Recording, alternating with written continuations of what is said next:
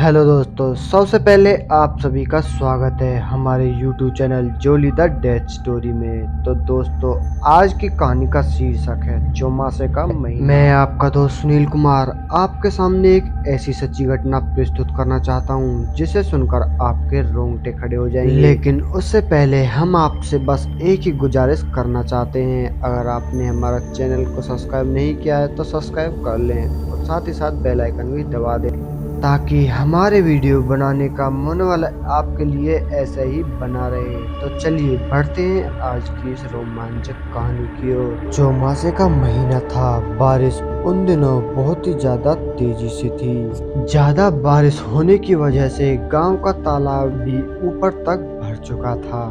चारों तरफ पानी पानी हो जाने के कारण उन दिनों मछलियों की भी बहुत ही भरमार हो जाती है। और इसी तरह राम सिंह भी बहुत ही ज्यादा शौकीन थे मछलियां खाने के। इन दिनों का उन्हें बहुत ही ज्यादा बेसब्री से इंतजार होता है। जैसे ही बारिश थोड़ी बंद होती है, राम सिंह अपना मछली पकड़ने वाला कांटा तालाब की ओर लेकर निकल पड़ता है। वो कुछ दूरी पर बस पहुंचे ही थे कि एक नोरा आकर उनके सामने से उनका रास्ता काट गया।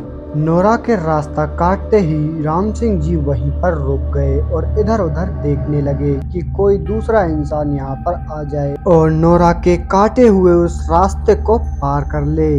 लेकिन उनकी बदकिस्मती ये थी, उस टाइम उस रास्ते से कोई भी एक अकेला इंसान भी नहीं गुजर रहा था, लिहाजन उन्हें वह रास्ता खुद ही काटना पड़ता है। नोरा के काटने पर राम सिंह का कोई भी काम सही से नहीं होता था, इसीलिए वह उस नोरा के रास्ता काटने पर अपने मन ही मन अब गुदगुदाने लगे थे कि आज मेरा कोई भी काम सही नहीं होगा और शायद मैं मछलियां भी आज ना पकड़ पाऊं, जिससे मुझे आज घर खाली हाथ ही लौटना पड़ेगा।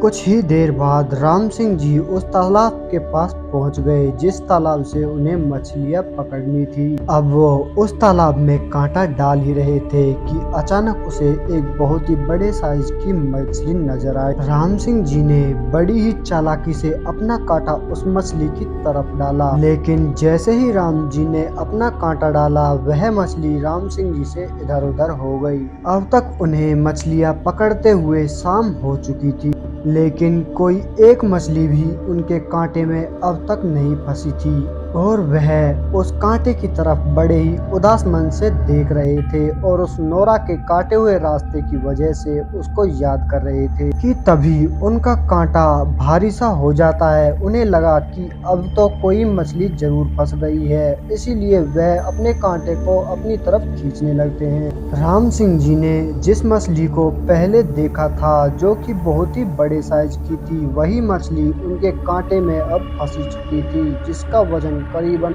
1 से 1.5 किलो था, जिसे देखकर राम सिंह जी का अब खुशी का कोई ठिकाना ना रहा और उसे लेकर वह अपने घर की तरफ चल दिए। और घर जाकर राम सिंह जी ने उस मछली को अपनी बीवी को दे दिया, जिसे देखकर पूरे घर वाले भी बहुत ज्यादा खुश हो गए। लिहाजन उनकी बीवी ने उस बड़ी मछली को बड़े ही अच्छे तरीके से रांध ली। अब तक रात के 10 बज चुके थे और राम सिंह जी अपने पूरे परिवार के साथ खाना खाने के लिए बैठे ही थे कि अचानक से उनके बच्चों के पेट में दर्द होने लगा और बहुत ज्यादा दर्द होने के कारण वो दोनों बच्चे बहुत ही तेजी से रोने भी लगे। ये सब देखकर राम सिंह जी अब बहुत ही ज्यादा घबरा गए और अचानक से कहने लगे कि ये इन्हें अचानक क्या हो गया।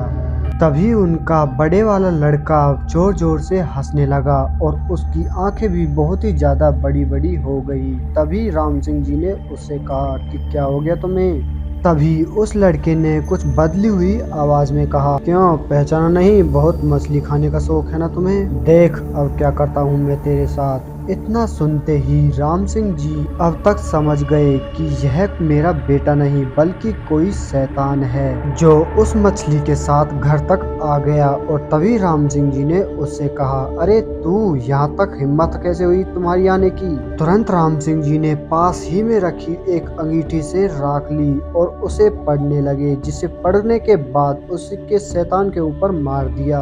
राख को मारते ही वह शैतान उस लड़के के शरीर को छोड़ छोड़कर चला गया और अब उन दोनों लड़कों के पेट का दर्द भी बंद हो गया। लेकिन उस घटना के बाद राम सिंह जी ने अपना घर खिलवा दिया, जिससे ऐसी घटना कोई दोबारा ना हो और मुझे इन परिस्थितियों से ना गुजरना पड़े। तो दोस्तों, यह कहानी राम सिंह जी की आप बीती थी। जब राम सिंह जी ने यह कहानी हमें सुनाई तो हमें भी एक बार विश्वास नहीं हुआ, क्योंकि जो बात हमारे कानों सुनी और आंखों देखी होती है हम उन्हीं पर विश्वास करते हैं, और या फिर हमारे साथ कोई ऐसी घटना घटी हो।